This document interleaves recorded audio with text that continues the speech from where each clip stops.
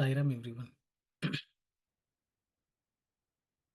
Today is an auspicious day, Krishnashtami. Maybe it's going to start soon. And we are starting the Sri Sathya Sai Vahini. Sathya Sai Vahini. In 1978, Swami started a new Vahini called Bharatiya Paramartha Vahini. After writing about 5 articles for 5 months, Swami changed the name to Sathya Sai Vahini in the January issue of Sanatana Sarthi in 1979. From Shankranti, Swami called it Sathya Sai Vahini. So the Bharatiya Paramartha Vahini sort of continued on as Sathya Sai Vahini in 1979 onwards. It's the Vahini which Swami has assigned his name.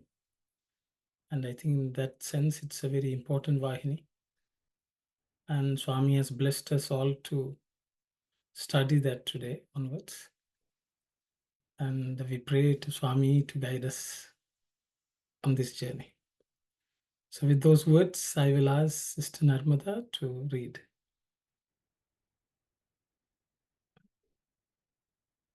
You can see my screen, right? Yes. Chapter 1, The Supreme Reality. The process of living has the attainment of the Supreme as its purpose and meaning. By the Supreme, by the Supreme is meant the Atma. All those who have grown up in the Bharatiya, Indian culture, know that the Atma is everywhere.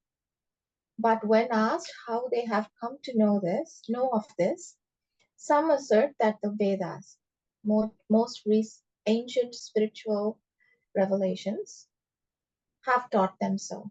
Others quote spiritual texts like Shastras, and others rely on the experiential testimony of the great sages. Each of them bases their conclusion and proves its correctness according to the sharpness of their intellect.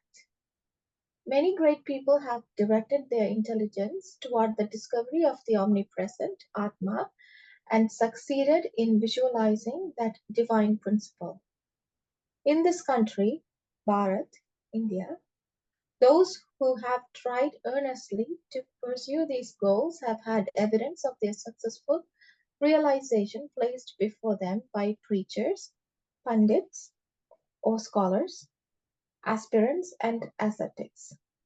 However, among millions of people, we can count only a few who have been able to visualize the universal Atma or the Self in all. Thank you, Sister. So, Auntie, we can read Telugu. Sairam. So the title of this chapter is Paramarthamu. Jivitamunaku Paramarthamu Atma. The title is Paramartha. Paramartha has a couple of meanings. One is Paramartha is a supreme significance or meaning. And also Paramartha means the supreme goal also. Yeah. So Swami is starting the Vahini with the words, for life, the real meaning, the supreme meaning or the supreme goal is Atman. ఇది సర్వత్రా ఉన్నదన్న విషయము భారతీయులకు విదితమే. This Atman, it's present everywhere. That's truth is known to all the Bharatiyas.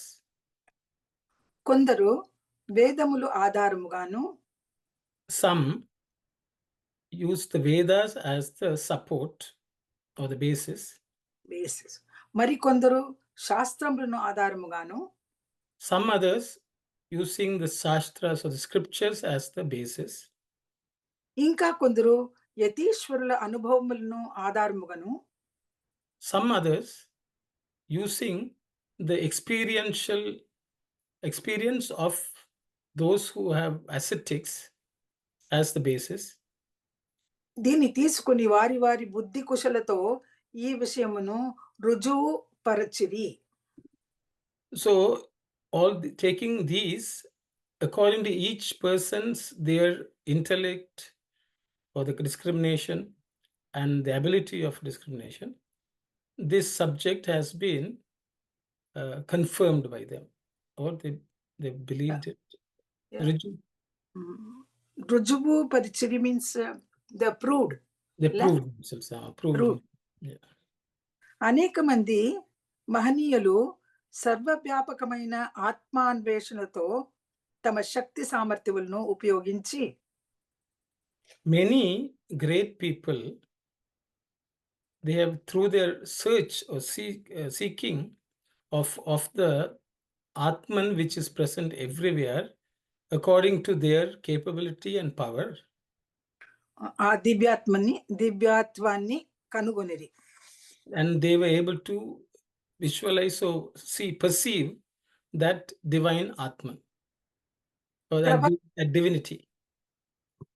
ప్రవక్తలు, శాస్త్రజ్ఞులు ఎవరు ఏ ఏ సంకల్పములు చేసి దేని కొరకు ప్రయత్నించిద్రో, those who propagate or those who talk about this according to their who have the knowledge of the scriptures, according to their own thought process, for whatever efforts they have put in, వారు వారి వారి సంకల్పమును సిద్ధి కొనినట్లు భారతదేశమున ఎన్నో ప్రమాణములు కలవు.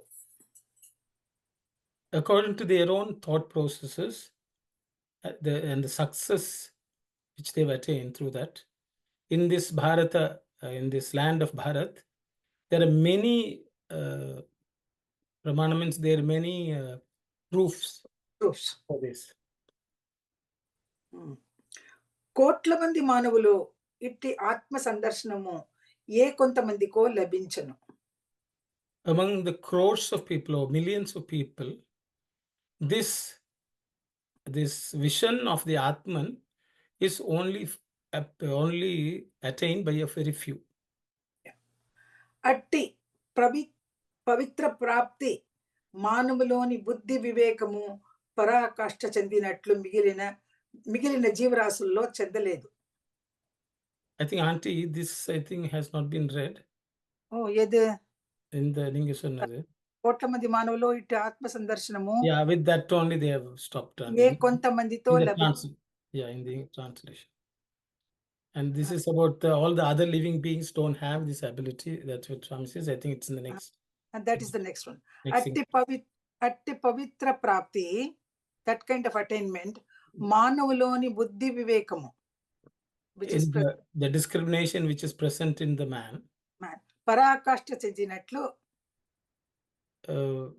it has reached the highest, attached the higher plane, highest పరాకాష్ఠ, highest lane చెందినట్లు మిగిలిన జీవరాశుల్లో చెందలేదు. It is not present in the other living beings. Yeah. Okay, so that buddhi viveka, that discrimination has reached its highest pinnacle. అందువలన సృష్టిలో మానవుడు ఉత్తముడనియు, because of that, in the creation, man is considered supreme. మానవ జన్మ దుర్లభమైనదనియు, the birth of a human being is very rare.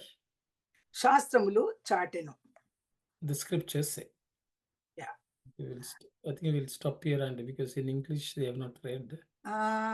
You have been universe, Atma and self in all. Because in the English only a few have been able to attain in among the millions. Yeah, correct. మానవుడు సృష్టి That's it. The Okay. Swami has given a few basis for many people in Bharat to talk about the Atman. And Swami has said only few are able to successfully visualize or perceive the Atman. So I'll stop here. If anyone would like to discuss any of the statements by Swami, please go ahead, Saira.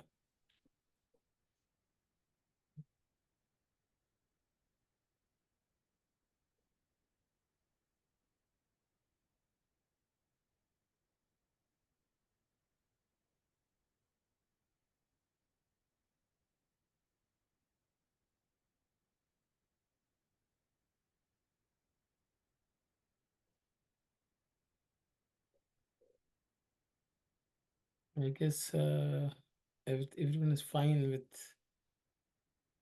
the statements. Maybe we can move if no one would like to share or discuss anything.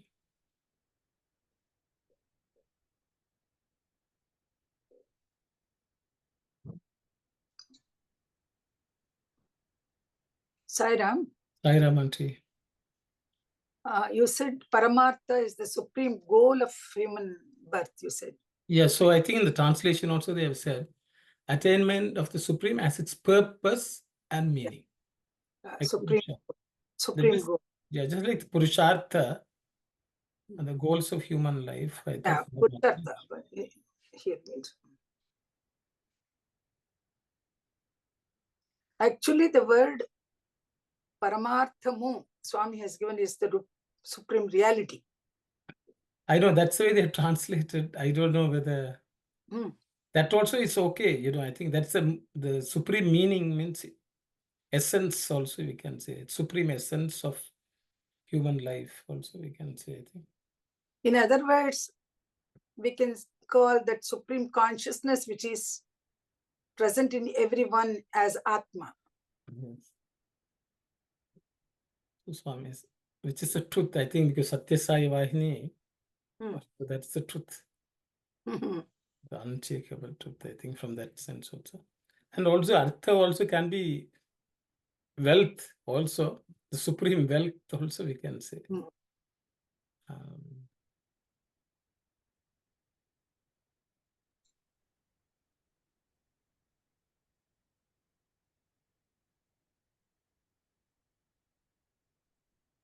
So one of the things Swami has said is, you know, that not everyone is able to realize, even though people talk about it, according to their understanding, Swami says only few have been able to perceive, visualize it.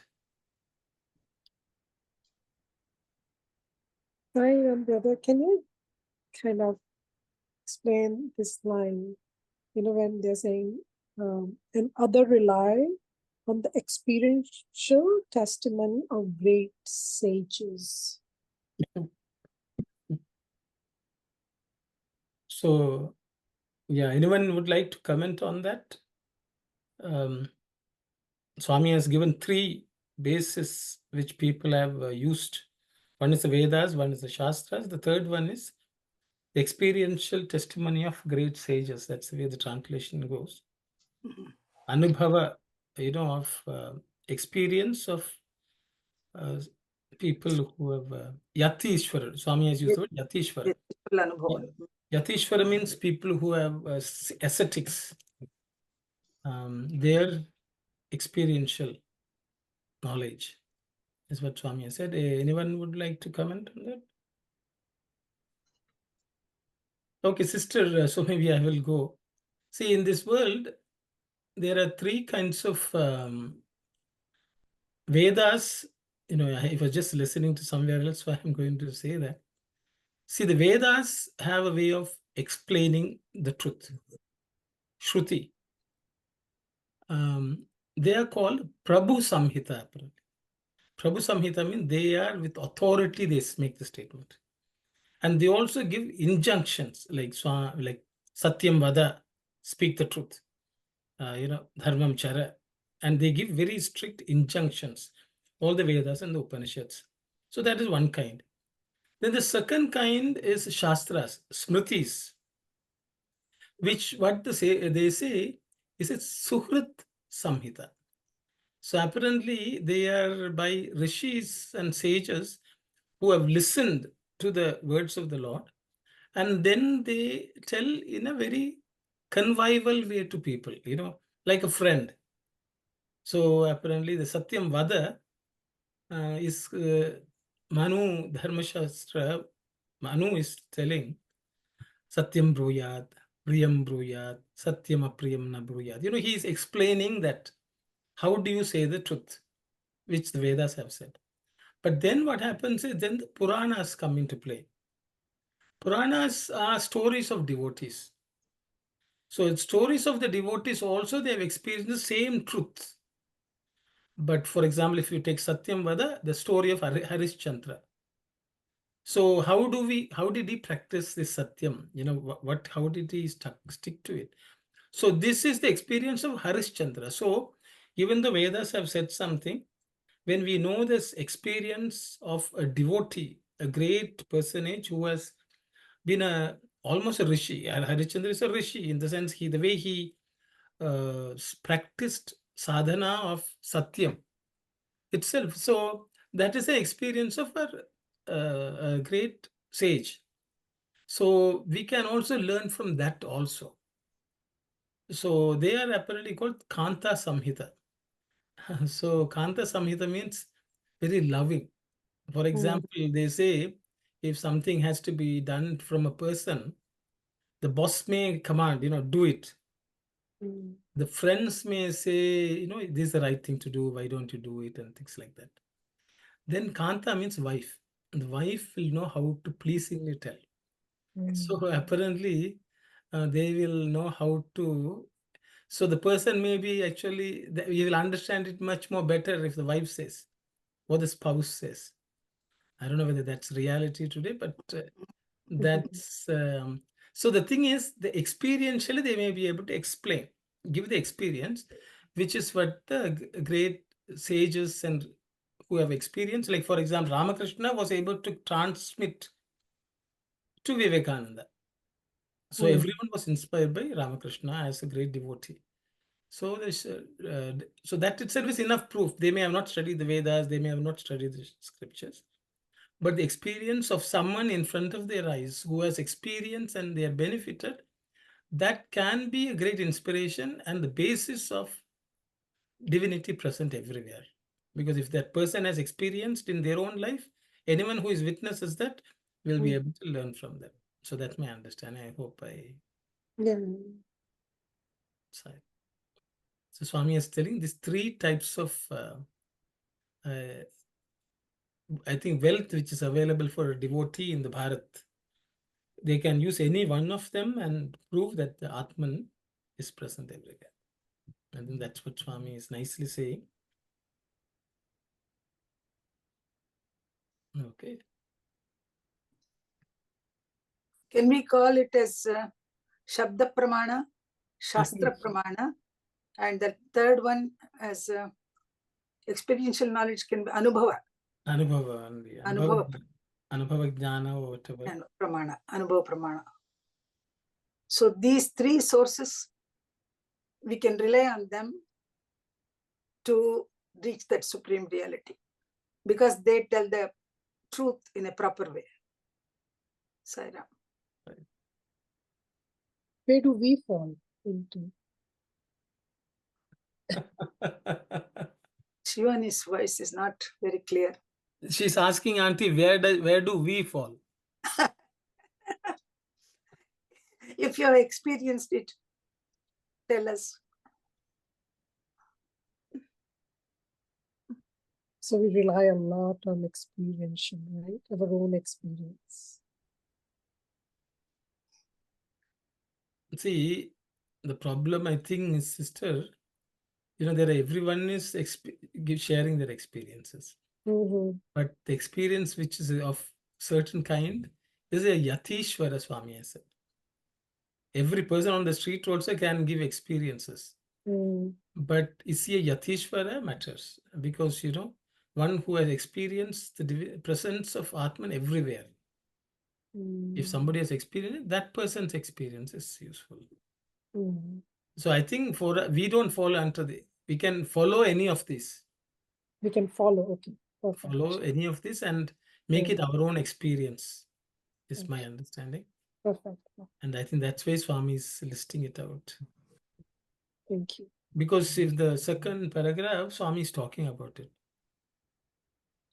Means according to our own intellect, we have to choose one of them. Number one. Number two, Swami says, among so many millions, only a few who have been able to achieve it. That's a reality. Mm.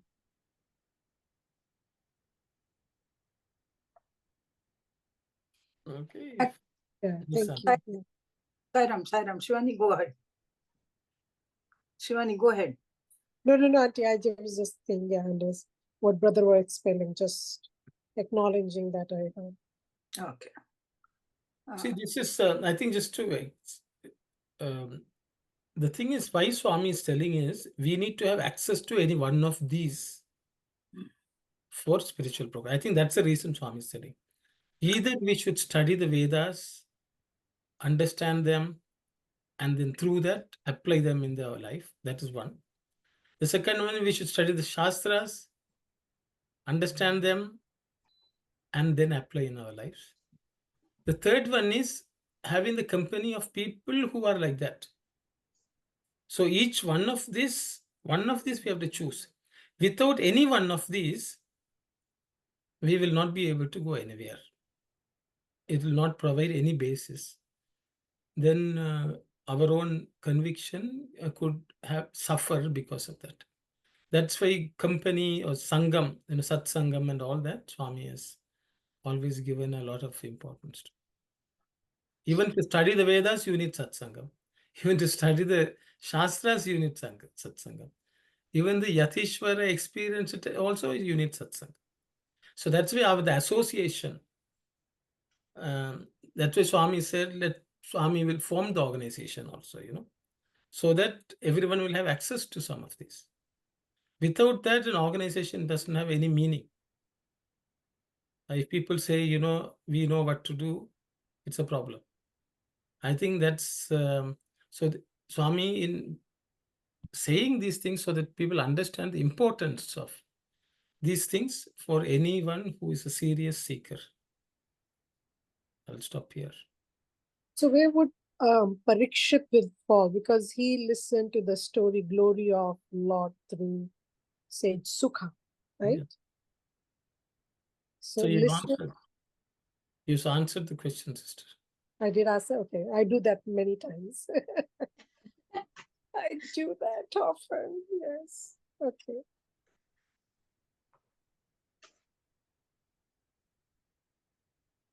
And also, we should understand, Swami is giving a lot of importance to Bharat. Bharat being the center of this, I think it's important for, Swami in some ways. Actually, the Swami started it as Bharatiya Paramartha Vahini. Swami has laid a lot of importance to people finding their goal from India, from Bharat. Because Bharat is blessed with so many of these Yatishwaras. So it is very, very essential for any spiritual seeker, especially Swami's followers, to have that connection, full connection with this source. Otherwise, Swami doesn't have to make these statements. They have significant meaning.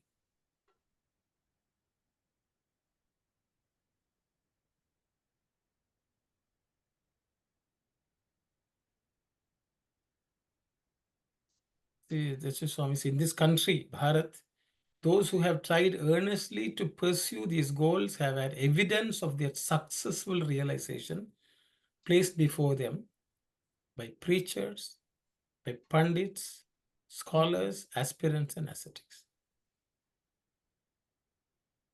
So,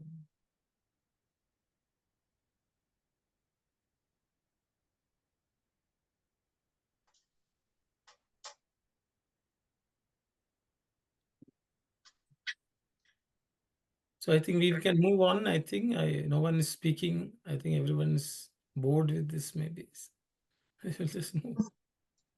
Yes, Brother Dasan. Prasairam, brother. So what is the reason?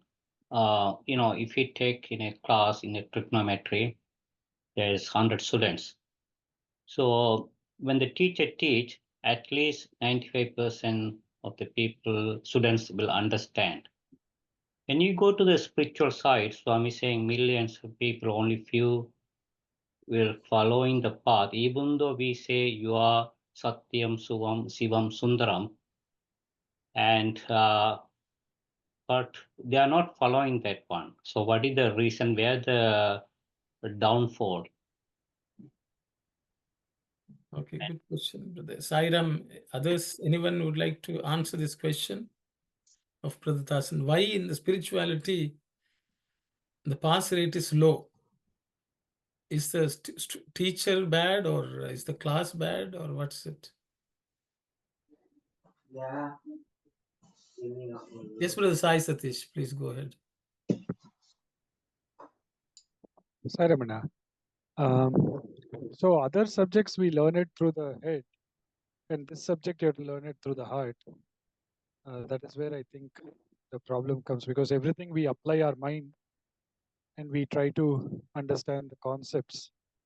But I think in the spiritual path, the idea is to let go of the mind, and that's where the challenge becomes. Because if you are trying to understand it through reason, logic, and all of that we are taught in our worldly way of worldly education as such, everything to I'm not saying you should not have discrimination, but is it a fundamental discrimination, or is it superficial, is what each one needs to look at. But in essence, usually in spiritual realm, it's more on the travel on the inside, and conquest on the inside will result in the success both on the inside and outside. But everything in the normal education is based on the senses, based on the mind. So if we are measuring something, the instrument used for measuring that, if it is perfect, then it is fine. But if the instrument itself has defects, then what is being measured also results in a defective nature. So I would just say, yeah, maybe that is one way to look at it. Sairam. Thank you, Sai Satish. Thank you. Anyone else would like to comment? Yes, Hiram. I also would like to say, maybe the pass rate for spirituality also depends on the application and experience of what we are learning.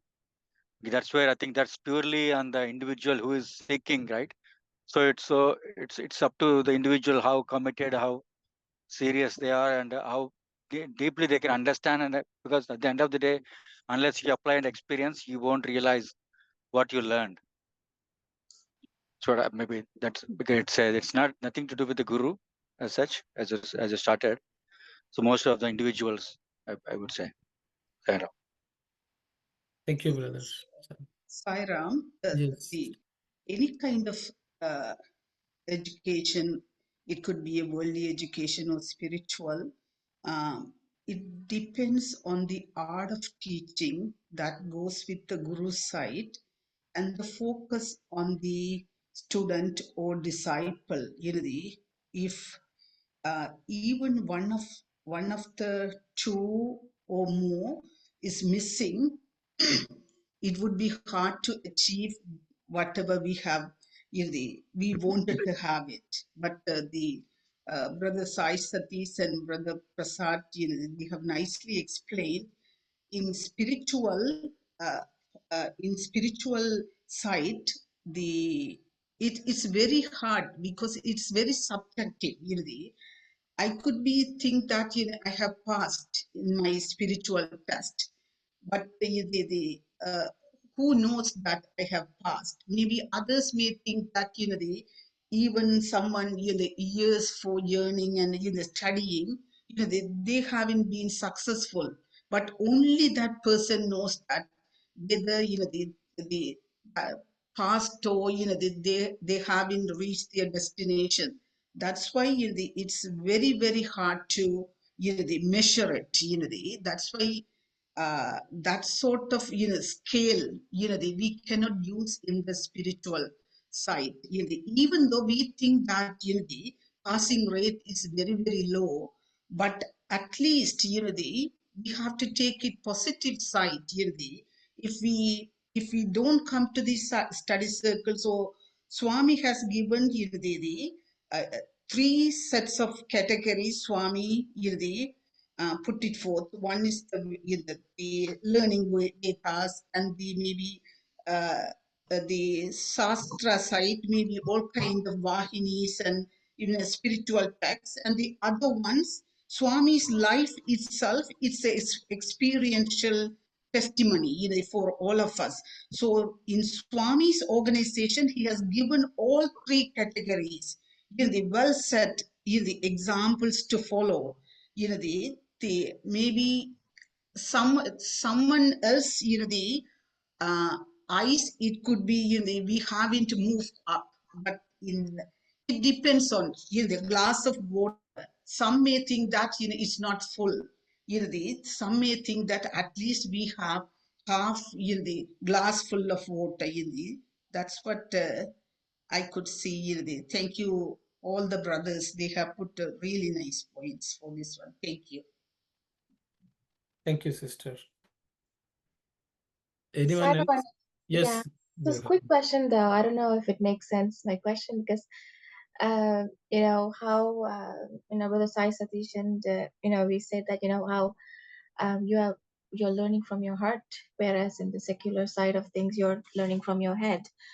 Does it also matters that in spiritual journey is not just limited to this birth? It is also what we have done in our previous births and what we will be doing in going forward. So again, to Auntie's point that even we may not know where we are, because if you know where we are, you haven't progressed at all in that sense. So that matters. I don't know. That's how I think. If you think I have this level, I'm here, I'm there, then that means you haven't gone anywhere at all. Because a person who's somewhere ahead would not be like putting a scale on themselves, right? So I don't know. That's how I feel it. So the question here is, does that matter too? As that matters as well, right? Because what you have brought from the previous birth and where you are. So it doesn't begin with this birth. Is my understanding right? Okay, thank you. I think Anmada has asked the question, is it because we have not done enough work in the past? Not really, but it matters as well. Yeah. Yeah. Yes, I think, yes, the journeys can span multiple births, definitely. In the path of spirituality, it's a longer journey because of the subject itself is so tough to master or to even learn. So I would say that.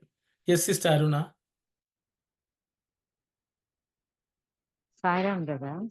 Mhm. I think always the God grace is needed too, because in Tamil it says, Avan Arulale Avan Tal Vanangi.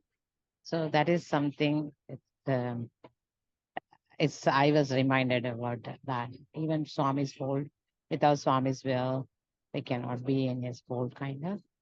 So we So, have to earn that grace from Lord too. okay, so then how do we earn, sister? I think that will be the next question. So I think two questions. Which That's come, a good question, how brother. to earn and how much, and what, how to earn.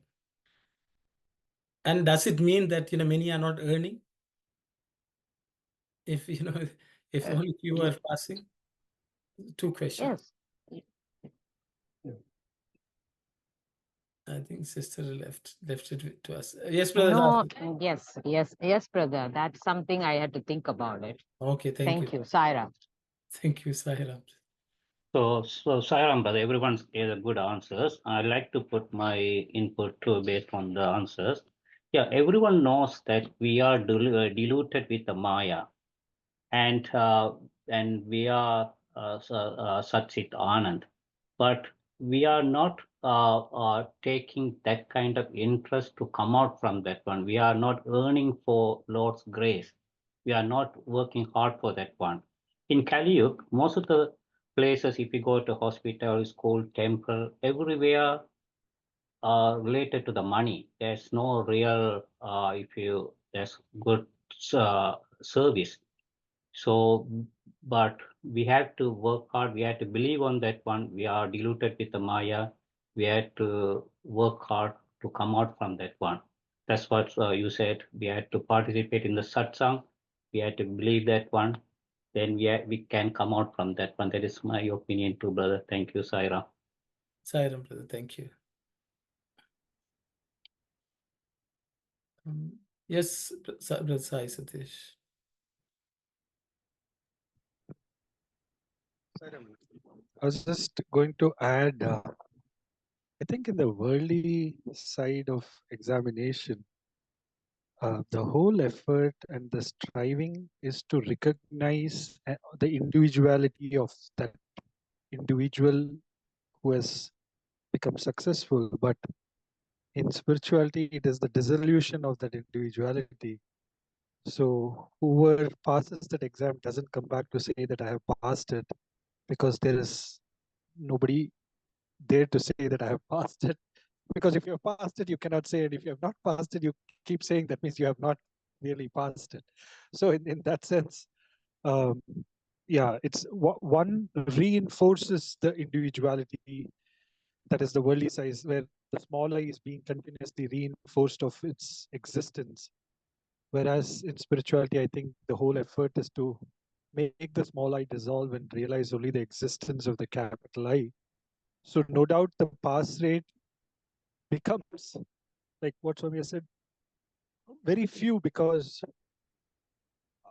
am I ready to say that I am not what I think I am? That I think becomes the initial thing. Of course, there are several steps to get to it, but in essence, the challenge is there, because the person who is seeking is the person who has to stop seeking. And yeah, so I think maybe just to add that, yeah, that's where the challenge is.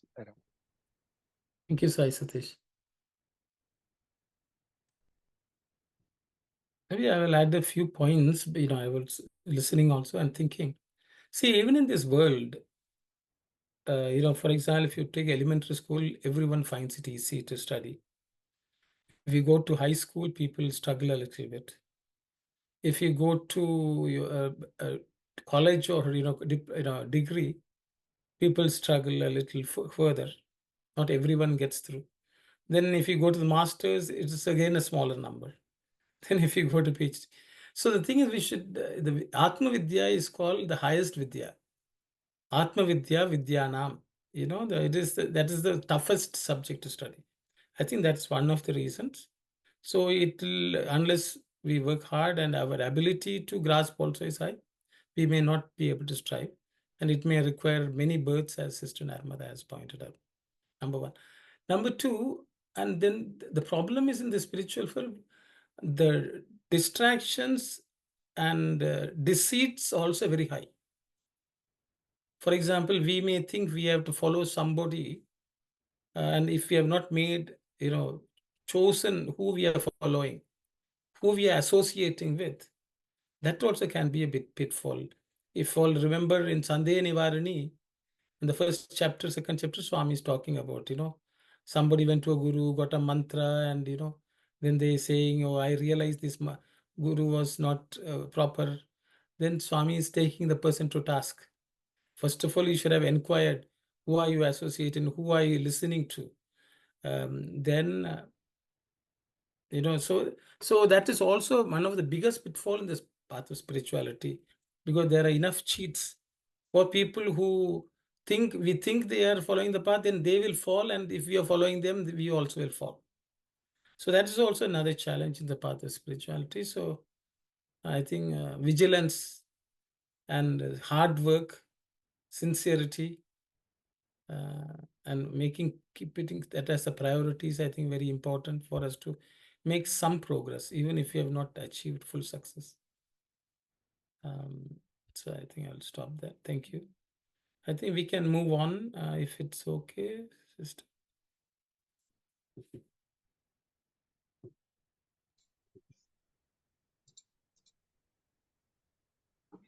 No living being except the human has been endowed with intelligence and discriminative faculty, heightened to this degree in order to enable it to visualize Atma.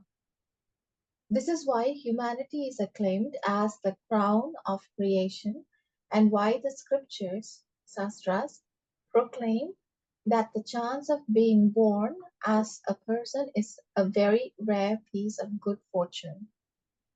People have the qualifications needed to seek the cause of creation. They have in them the urge and the capacity. They are utilizing the created universe for promoting their peace, prosperity, and safety. They are using the forces and things in nature for promoting this happiness and pleasure. This is approved by the Vedas. So Vedas reveal the Supreme. The Vedas are the authority for the faith of millions. They are the very words of God. The Hindus believe that the Vedas had no beginning and will have no end. In the Vedas, God speaks to humanity. They are not books written by authors. They are revelations conferred by God on many inquirers of the ways of earning the supreme goal. They existed before they were revealed as valid paths and will continue to be valid even if people forget the paths. They did not originate at any period of time, nor can they be affected at some other Effaced. time. Effaced some other time, The Dharma, supreme law of conduct, that the Vedas allow us to glimpse is also without beginning or end, for it refers to the supreme goal. Thank you. Okay. So, Auntie. Yeah. Sairam. అట్టి పవిత్ర ప్రాప్తి మానవునిలోని బుద్ధి వివేకము పరాకాష్ఠ చెందినట్లు మిగిలిన జీవరాశిలో చెందలేదు.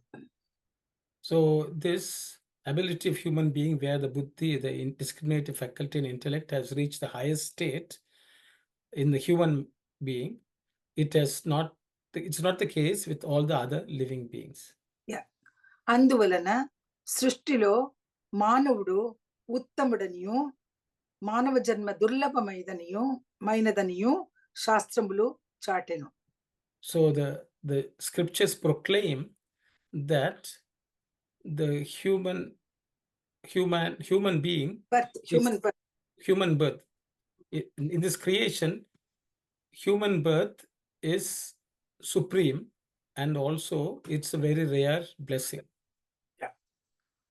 మానవుడు సృష్టి హేతువును వెదుకుటలో అధికారి. The human being has authority to seek or search for the cause of creation. మానవుని శాంతి భద్రత కొరకు ఈ సృష్టిని వినియోగించుకొనుచున్నాడు. ఇది వేద ప్రమాణము. So the human being is using whatever is in this creation for attaining peace and also security, and this is approved by the Vedas. వైదిక మతమునకు ఆధారభూతములగు వేదములు ఈశ్వరవాణి రూపములైనవి. For the religion which is based on the Vedas, the basis of which is the Veda is the word of the Lord. వేదములు ఆద్యంత రహితములని హిందువులు సిద్ధాంతం. So the Vedas do not have either the beginning or end, is the belief of Hindus. వేదములనగా గ్రంథములు కావు. Vedas means they are not books or texts. అవి వివిధ జిజ్ఞాసులచే వివిధ కాలములందు కనిపెట్టిన పరమార్థ ధర్మ సూత్రములు. They are aphorisms or truths which has been witnessed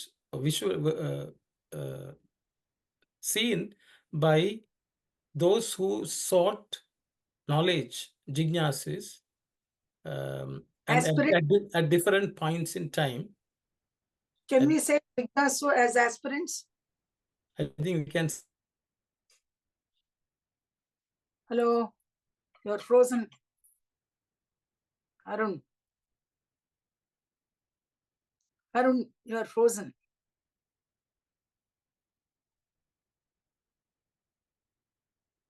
Your auntie's side? Sorry. Okay. Let me my side. Sorry, auntie. Please go ahead. Let me read it again. Vividha jignasuvalache. So I think we'll slowly, word by word, we'll go. These different jignasus, they are people, aspirants who are serious in seeking knowledge. Seekers of knowledge. Seekers of knowledge. Vividha kalamulandu.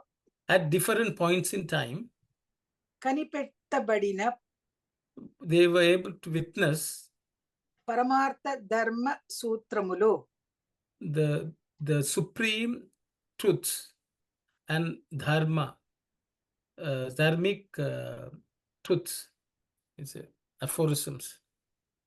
Ivi Manavulu Yarugaka Purvamu Yarugaka. I will stop there. These not being able to be seen by the man, human beings. Purvamu Yetlu Pravartinchuchunduno. Before that, how they were present in this world, how they were existing. Manavulu Vatini Marachina Taruvata Kudanu. Even if human beings forget these truths, Atle Pravartinchuchunduno. They will still remain the same way. See, Dharma Sutras, those human beings did not understand or did not know about it, how they used to behave. Before they were known by the human beings how they existed. In the same way, they will exist even after human beings forget it. Yeah. There I should stop. I think. Atle Paramartha. No, it's still further only. You can go. Okay. Atle Paramartha Loka Dharmamulu Kuda Shashwatamulo. The same way, the dharma of the world also, which is supreme, the supreme dharmas of the world are also permanent. Permanent. Ee rahasyamunu kanugunnavaru rushulu. This secret was seen by the rishis. Those rishis are the ones who see these secrets. Ee rushulu kanugonna dharmamulaku. These dharmas which were seen by these rishis, antamu lekapoinanu, even if there is no end, adi undi teeravalani enukada ani kondaru talanchuvachunu. They have to exist. Thus, a few people think they have to exist. Shall I think I should stop here. Forget the but did not originate in. I think they did not originate it upon. I think one or two more sentences. Yeah. Srishti Adyantaraitamani Veda Siddhantam. The creation itself is before no beginning. Creation itself has no beginning or end. Yeah. That is the philosophy of the Vedas. Vishwashakti yokka samashti parinamamu. The power of the world, its entire change or transformation or growth. Eppuduno sustiramai. At all points in time, it's permanent, firmly established. Ecchu tagulu leka. Without either high or low, increase or decrease. Nilichi unduno. It always remains established. I think that I should stop here because. Okay. Yeah, that's one more sentence.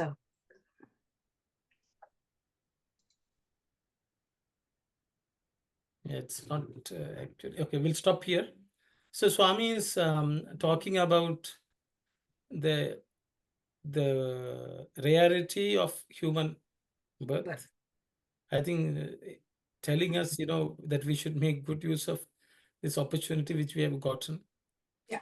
And then Swami is also going on to talk about certain truths which are part of the Vedic philosophy, that there's no beginning or end to the Atman. There's no beginning or end to creation itself. And these truths will remain always, whether we learn them or whether we understand or we forget, they will always remain as long as the creation exists or forever. So I'll stop here. If anyone would like to discuss any points, please go ahead. Sai Ram. Yes, Auntie. In the first paragraph, Swami is making it very clear that, rare is the human birth. Even if human birth is the discriminative faculty, which is the greatest gift of the Lord, that makes us live according to the whatever prescribed by the Shastras or the Vedas, that helps us.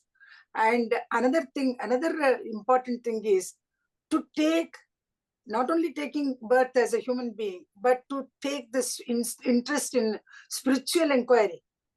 That is the greatest, I think, one can have from Bhagawan.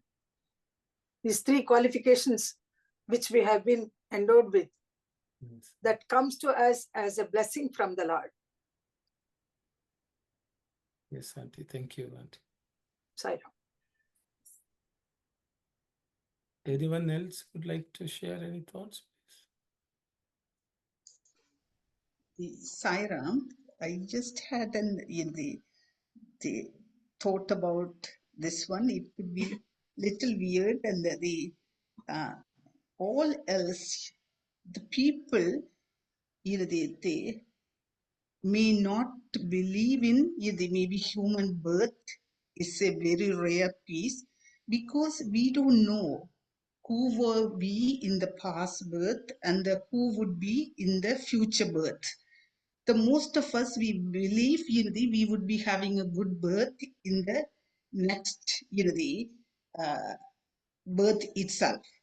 So I just thought maybe God would have done it all else. If we have an education in one country, when we go to a different country, it can be transferred. Our wealth can be transferred. Our the other things, the bank account can be transferred. Similarly, if we have done something in the past, that would have been the transferred to us to this birth. Of course, it is happening according to our understanding and the knowledge, but we are unable to decode that what would be in our balance, how we were in the past life, to understand the greatest of this birth. I thought God would have done that sort of the decoding ability to the human. It would have been better, how precious this the life. Maybe we even though we study, theoretically understand, but it takes time, to appreciate that the opportunity of a human birth, to make use of that wisely, in Swami's words. I just thought that maybe God would have given that the ability to decode, to see who were we and what we have done in the past and what we are doing that. Maybe that's the secret of God, to make us little miserable in this birth. Thank you. Okay, thank you, sister.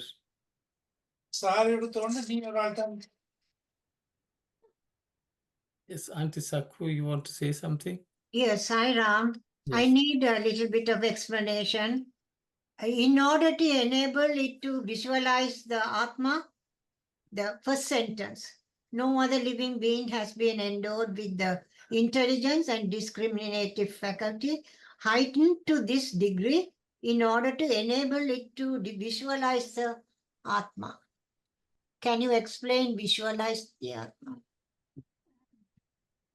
I think visualize the word auntie is Swami say, in the Telugu Swami saying we will not be able to see with have the vision of the Lord. Not visualize, I think visualize. Oh, vision of the Lord. Yes, yes. That makes sense. Thank you. Sorry.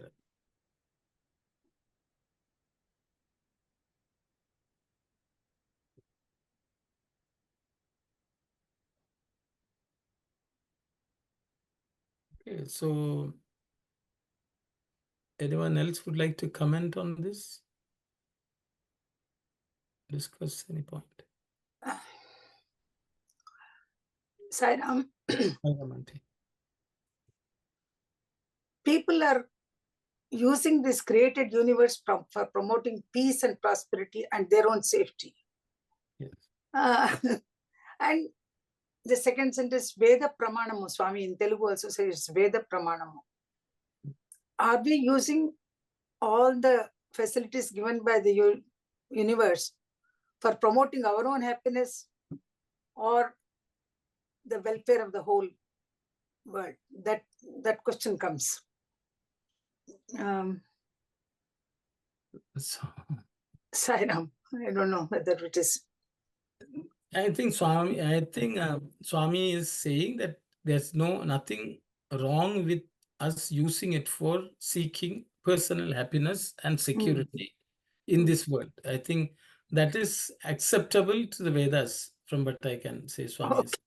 But Swami is making the statement saying that that alone is not necessarily the purpose of the Vedas. So the Vedas just see, I think leading a life, seeking livelihood and security for our existence is acceptable to the Vedas.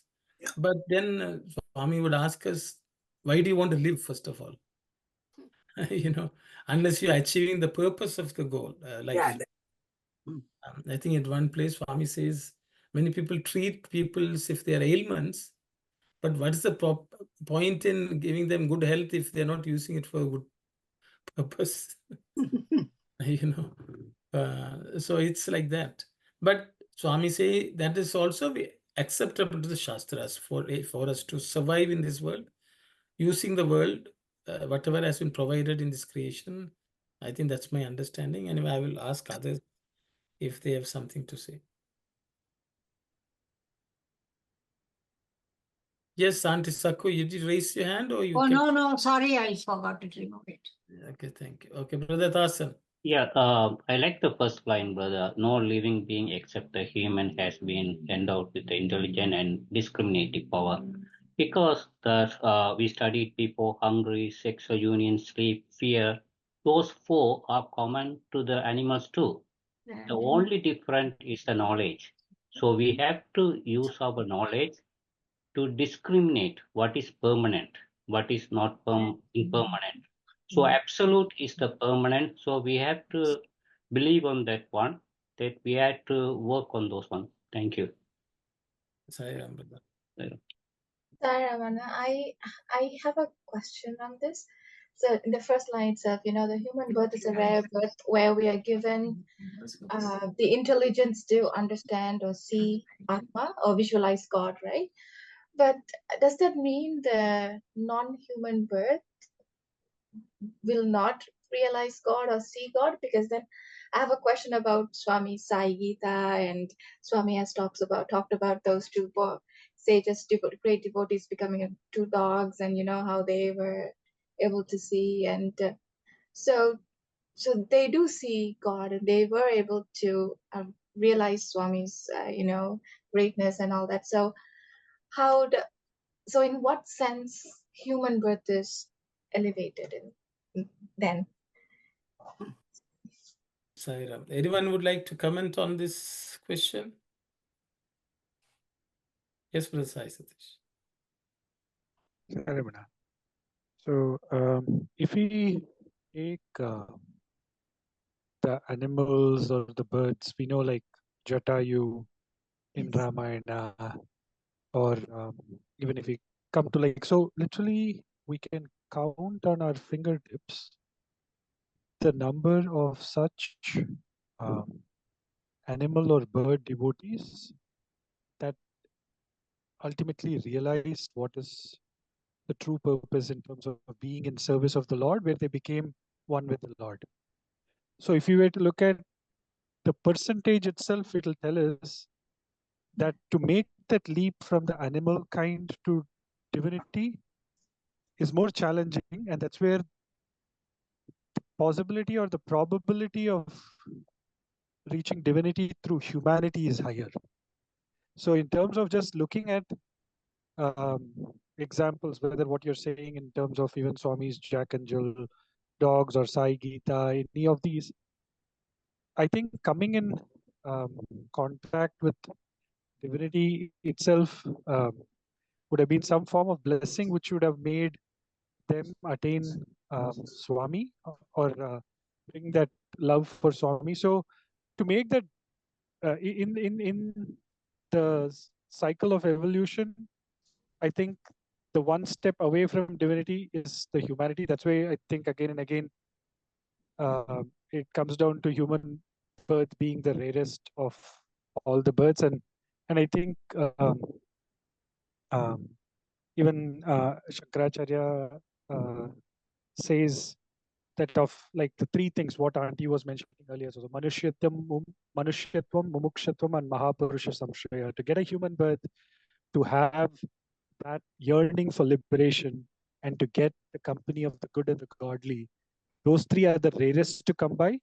And to get the company of the good and godly and to have that urge for liberation comes more in the human birth than with that of an animal birth, because I think in the animal birth, most of the whole process of the setup is in such a way that we just look for the basic things, what Brother Dasan was saying in terms of just existential thing, but to look up that, yeah, and look at something beyond is more closer to or more accessible to humanity than at the animal level, though we have such examples. Thank you, Sai Satish. Thank you. Anyone else would like to comment on this?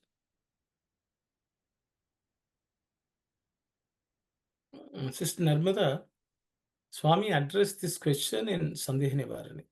So, Yeah. the story which Swami uses is Jada Bharata. Swami is, I think the question which was asked was, is it possible for somebody to realize God in one lifetime or something like that? That was the question, if I remember. So Jada Bharata, in the previous human birth, he was almost a realized jnani. Okay. However, because of his attachment to a deer, which he tried to save, he had to take a birth as a deer.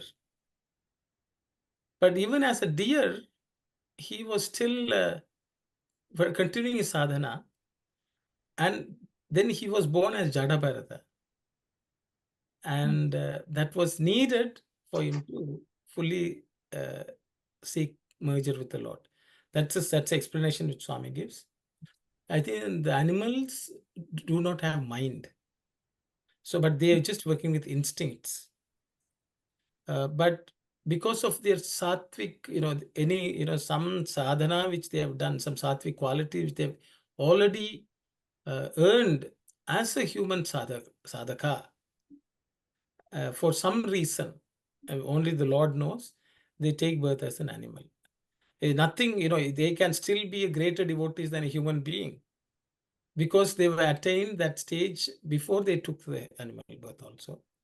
But they become exemplars, like, the examples which Sai Satish has given, of even animals around Swami. They showed great devotion.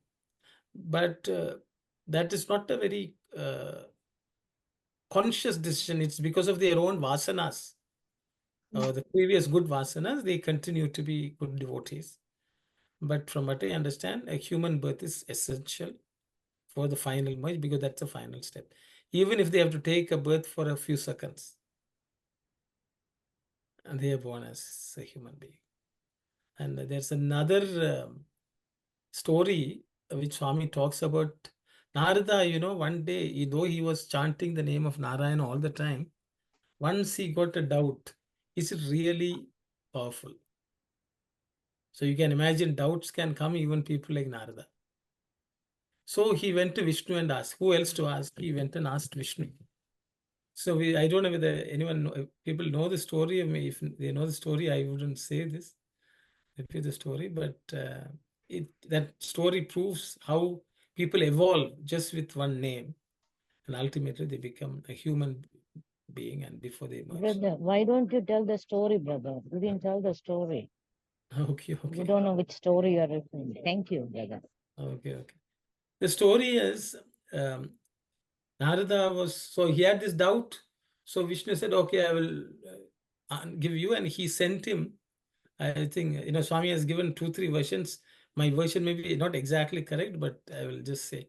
Swami sends him to a jungle, a forest, where a bird had just laid an egg. Vishnu says, when the egg hatches and the bird comes out, say Narayana, so that it can hear. So Narada went and said to this baby chick, which came out of the egg, right away it dropped dead. Then he came back. So he said, that word died. Oh, Vishnu said, oh, it died, no problem. Then he said, go somewhere else. And he said, there's a peacock which is laying egg. Wait there and tell. So he went and told the small peacock chick which came out, Om Namo Narayanaya. That also fell down dead. Then he comes back and says, it has happened again. He says, don't worry. And then he sends him to a cow which is giving birth to a calf. And he says, go and chant. So he goes there and says, Om Namo Narayana. The calf falls down and dies. Then he comes back and says, oh, every time I chant it, things are dying. He says, don't worry. This time you go to the king's palace. The queen is giving birth to baby. As soon as the baby is born, you just go and say. Then Narada said, you are going to get me into trouble. All this time, no one would have, found me and attacked me. I escaped. But this is dangerous because I had to go into the palace and go into the ladies' quarters. And, this is all. And then if the baby dies, then that's it. He says, I am there with you, you go. So apparently Narada goes hesitatingly. The baby is born and he says, Om Namo Narayanaya. Right away, the baby talks to him and tells him, thank you for accelerating my progress in this life, in my journey. I was born as a bird, then I was born as a peacock, then I was born as a calf. Now I have come as a human being, and as soon as you said this, my intellect is now fully aroused, and I can spend this lifetime in trying to attain merger with the Lord. So, that's also another story, how evolution takes place, and then we are born as human beings. And so that's another story I thought I'll share. These 2 stories. Brother, I have a question, brother. I know it's not a right question, I know for sure. But I wanted to ask you that why the Jada brother born as a deer because of the attachment to the deer. Is there any significant or related, something is related to that, to born as a deer because of that one attachment to the deer? Because why is not something like I'm just thinking to myself, why is there any kind of... Anyone would like to answer that? Why? Sister, I will tell, maybe I will go first and the others can say. See, the thing is, every thought of ours can give rise to a birth. See, Jadabarda, when we say Jadabarda was attached to the deer, don't think, he was crying for the deer just the way we are attached to people around us. He's just one thought is enough for one birth. So that one instant of attachment is good enough for a birth. That's all I would say. Yeah, for that one instant, it's enough for that birth. Yes. I know why he didn't born as a human and why he has born as a deer. That is the logic. I'm just to try to understand only. Sister Gita Vahini, you've forgotten Gita Vahini. Whatever the thought at the end of your life, that's where you will be going. Oh, okay. I got now. Okay, thanks a lot. I was about to say that you should born desireless. That's what No, you were just the thought is enough. Just the thought of the animal or the bird or the pet or the child or whatever, enough. Yeah. You are born among them. Okay. If you thought about the God, then you would have merged with that. That's what Krishna says, right? Yes. Yeah, last moment. Okay, great. Thanks a lot. Okay, thanks a lot. Sister. Sairam. But I'm now connecting. Thanks a lot. Thanks.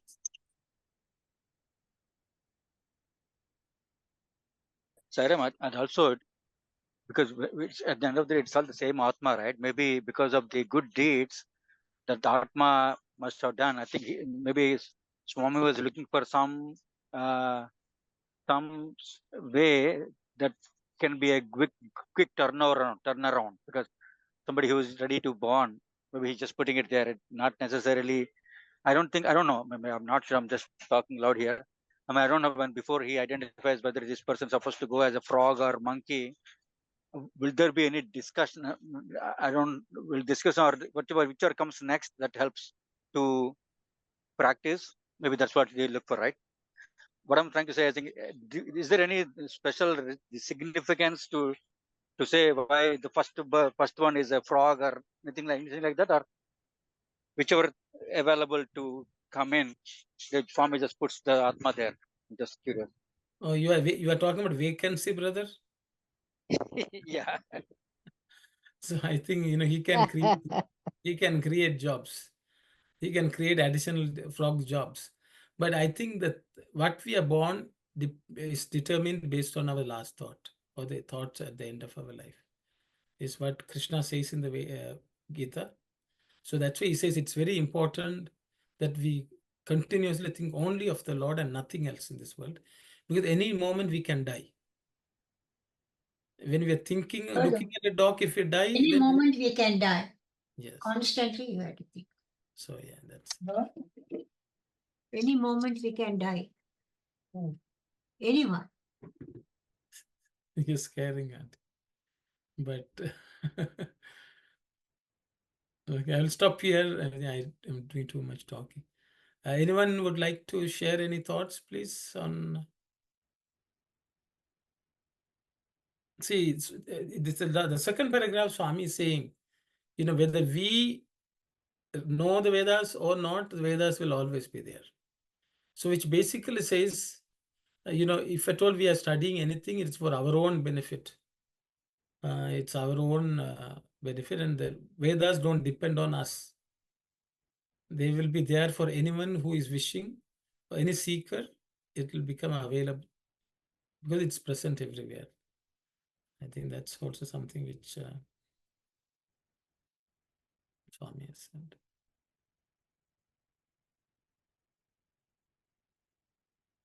I think if should we move forward? If others say we have about 15 minutes, we can read something.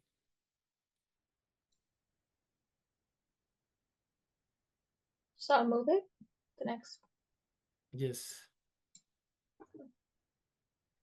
Of course, a few may argue that though it may be conceded that the Dharma relating to the supreme goal has no ending, surely it must have had a beginning. The Vedas declare that the cycle of creation-dissolution has no point where it begins and no point where it ends. It is a continuous wheel, and there is no change in the quantum of cosmic energy, either increase or decrease. It is ever the same, ever established in itself.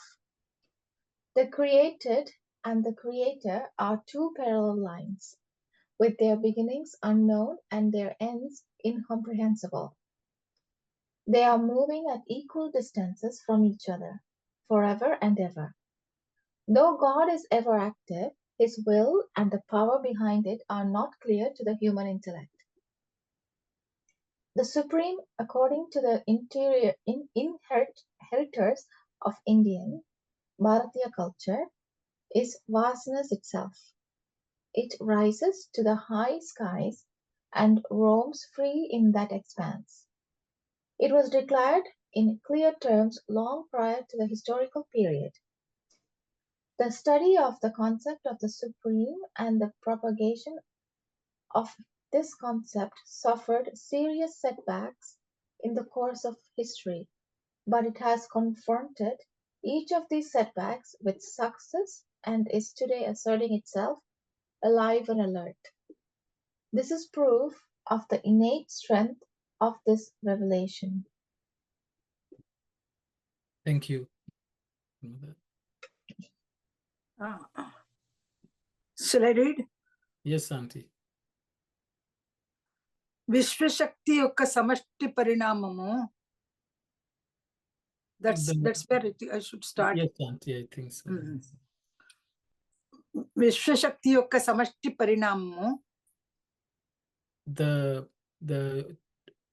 The evolution, okay, I think evolution of the power of creation of the world ఎప్పుడునూ సుస్థిరమై, always firmly established, హెచ్చు తగ్గులు లేక, without increase or decrease.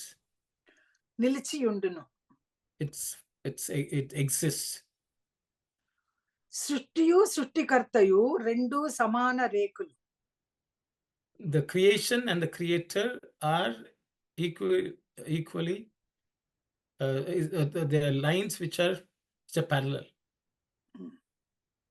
అవి ఆద్యంతరహితములై, both of them without beginning or end, సుస్థిరమగు సమదూరమునే సాగుచున్నవి.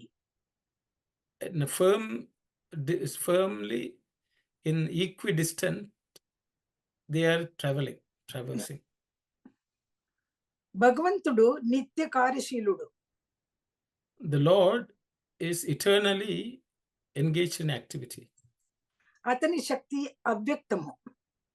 His power is unmanifest.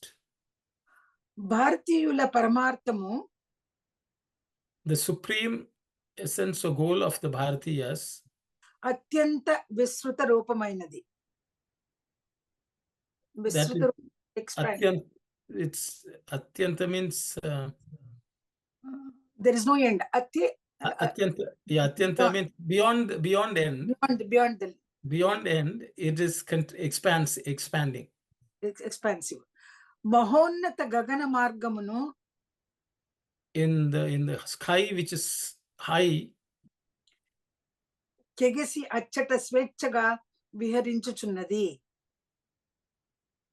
it's spread far and everywhere in its own self will, it is moving about. ఇది చారిత్రక యుగమునకు పూర్వమే, This is even prehistorical yugas, and so ప్రకటితమైనది. it got established. దీనికి అనేకమైన దెబ్బలు తగిలినవి. For this, there have been many obstacles. ఆ దెబ్బలను అన్నిటికీ ఆగి, it faced all the it succeeded all the obstacles or harm. ఆ దెబ్బలను అన్నిటికీ ఆగి, that means passing all those obstacles, ఇప్పటికినే సజీవమై నిలిచి ఉన్నది. even now it is with living as a living entity, it's existing. దీనిని నైసర్గిక బలమును ఇది నిదర్శనము. Its power of existence is this is the proof. This is visible proof. నైసర్గిక బలము, its natural ability to survive.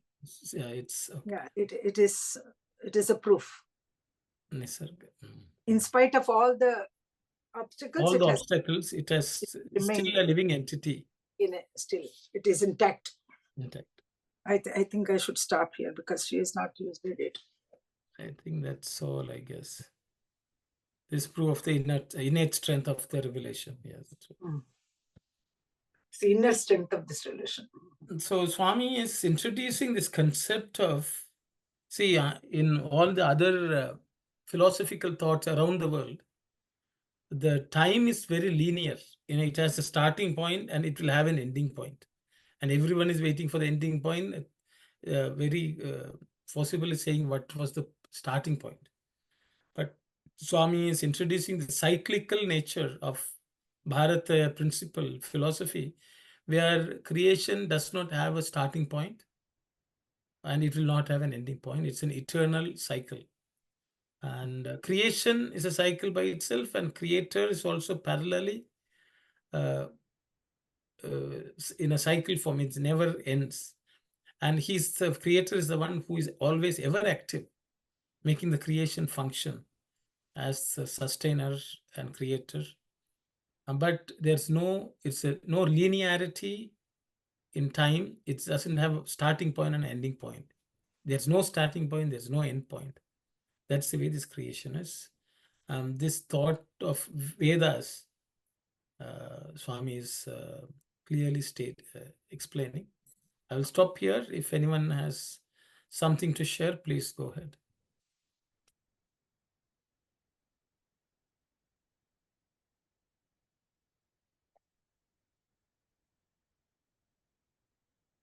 Yes, Sai Satish, please.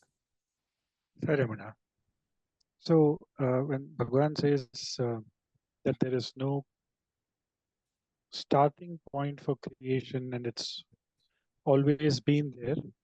Now when we raise this aspect of Brahma being creator, Vishnu being taking care of sustenance, and Shiva as the destroyer, how does that fit into the realm? Is it just when we talk about, because the same, whether it is the Itihasas or Puranas, which also bring into life those kind of stories involving these deities. So how would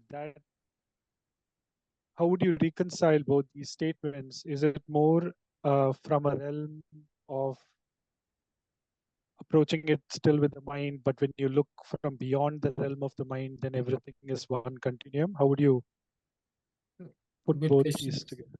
Yes, thank you, Sai Ram, Sai Satish. Anyone would like to say anything?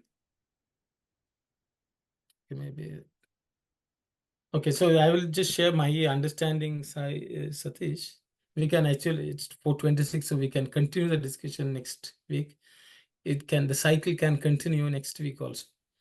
But my understanding is creation as an activity is always taking place even now. Destruction as an activity is also taking place right now. Whereas, people think destruction is going to happen sometime in the future. No, in the Sanatana Dharma condition, every activity is continuous. Brahma has been busy creating from the start, since the time he was created. Vishnu also continues to sustain. Shiva also continues to destroy. So the thing is, if all these activities are continuously happening, they don't stop. And when did they start? They started, we don't know when. No beginning. That is the understanding. So end is also the creation. It takes place. In some of the Puranas, they say Brahma was also created from Vishnu. Vishnu was created by Shiva. Shiva was created by Brahma. Like that. You peel, then you again and going back round and round. They say Brahma created Shiva. Shiva created Vishnu. Vishnu created Brahma. Brahma created Shiva. Like that. So the cyclical nature has always existed. So creation is a concept in Sanatana Dharma also, but it is not a linear point sometime in the past. Because if you think linearly, you will say it started. but every point in time, there's a Brahma, Vishnu, Shiva doing their work. I think that's the way I understand. So Sorry. Puranas say this, but the problem is our understanding is limited. So we attach linearity to it. That's all. Okay, so I will stop here. Yes, Auntie, please go ahead. Then the question of sustenance and dissolution, even though you're saying everything is going on at the same time, creation, sustenance, and dissolution, everything is going on in a cyclical manner. But in Puranas, when they say that Pralaya takes place and then it goes to whole creation goes merges with the Lord, and then when the time comes, the creation takes place. So this that's also cyclical. That's also cyclic. Yeah, so the explanation by the Puranas, sorry, Andy, that's also cyclical, yes. Yeah, cycle. But Swami has not mentioned here exactly that sustenance and dissolution. He has not mentioned, but he says this creation is going on forever in a cyclical manner. Yeah. That is what Swami is trying to tell us. Yeah, Swami has said, see, the Vedas declare that cycle of creation, dissolution has no point. That's English, that statement is there. Mm-hmm. Vedas declare that the cycle of creation, dissolution has no point where it begins and no point where it ends. Okay. So I think in the Purana, see the Puranas tell stories. Yeah. Okay, so because people like stories, they sell stories, and within those stories they explain also. Pralaya happens and all that. Even though the pralaya happens, the pralaya is actually merger. Merger. Okay, it is another state of being, not necessarily dissolution. The way the world, the way the other faiths, their philosophy basically says everything comes to nothing. Nothing. Pralaya is a temporary change of process, but not necessarily destruction in the when we cease to exist. No destruction. It is. So it is dissolution. That's why Swami put of dissolution. So it is just a transformatory process, but that is also continuously happening. It's not that one day someone's dissolution may not be other person's dissolution. Somewhere floods means somewhere else people are fine. One place winter, the other place is spring. And people are celebrating birth of somebody, some people are mourning the death of somebody. So this continuous process. Yeah. We'll continue the discussion next week. Our study cycle is also cyclical in nature. It never ends, it never starts. Yes, Auntie Saku. I will just give 30 seconds each. Yeah, since you are going to close the class, I can ask the question next week. Okay, Auntie, thank you very much. Because it's better for us to. Yes, you can sleep on the question for a week. Brother, one question, no, not question, a clarification. Is it okay, is it possible for us to think like this? The creator, based on the functionality, the name is given, the creation part, the cycle part, as a creator is a Brahma, it's the same person, only based on the functionality, that name is given, kind of. Yes, so then, yes, that's all right. Okay, thank you. Sairam. Yes, Brother Hassan, you want to say anything or you want to wait till next week? Next week. Yeah, I'm not going to take much time, brother, 30 seconds. So if you look at the galaxies of billions of things over there, so even Brahma also many, and anything created has to be destroyed too. So that's what the pralaya is also happening, and we can continue with the next class. Thank you, brother Saira. So for now, we will bring about a laya, and we will come with creation next week. Saira, everyone, thanks. We'll close with Samastaloka. Saira. Om Samastaloka Sukhino Bhavantu. Samastaloka Sukhino Bhavantu. Samastaloka Sukhino Bhavantu. Om Shanti, Shanti, Shanti. Jai Saira. Jai Saira. Thank you. Thank you, Saira. Thank you. Sai Ram.